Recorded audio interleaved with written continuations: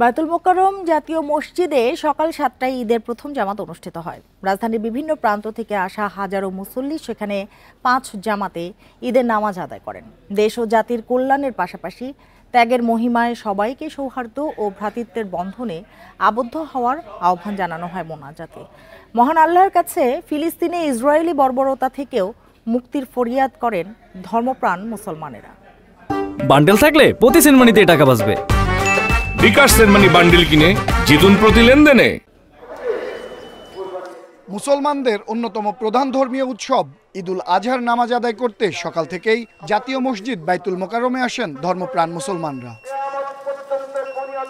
সকাল ৭টায় অনুষ্ঠিত হয় ঈদের প্রথম জামাত। প্রথম জামাতে ইমামতি করেন যাত্রাবাড়ির তামিরুল মিল্লাত কামিল মাদ্রাসার অধ্যক্ষ ডক্টর খলিলুর রহমান মাদানী। ঢাকার বিভিন্ন প্রান্ত থেকে আসা মুসল্লিরা বাইতুল মোকাররমে ৫টি জামাতে নামাজ আদায় করেন। তাদের চাওয়া সকল ফিতনা ফ্যাসাদ থেকে মহান আল্লাহ সবাইকে হেফাজত করবেন। সবার যেন মঙ্গল হয়, মানুষ যেন পশু কোরবানি দিবে, পাশাপাশি যেমন ভিতরের যে পশুত্ব আছে মানুষের মধ্যে সেই পশুত্বও যেন পাশাপাশি কোরবানি দেয়।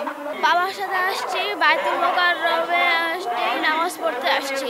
নিজেদের মনের ভিতরে যে পশুত্ব আছে সেই পশুত্বকে বিসর্জন দিয়ে আমরা যদি মুমিন মুত্তাকি হইতে পারি, আল্লাহ সন্তুষ্টি অর্জনের জন্য আমাদের জীবন যাপন করতে চাই।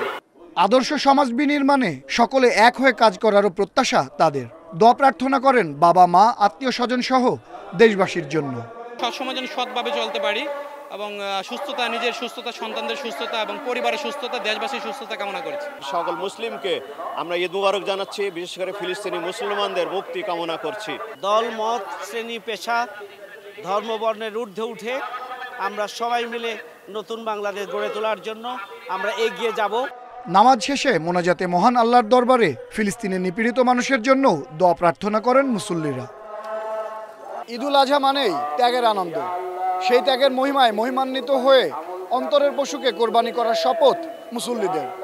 পাশাপাশি মানবিক পৃথিবী গড়ে তোলার জন্য প্রার্থনা মহান আল্লাহর কাছে।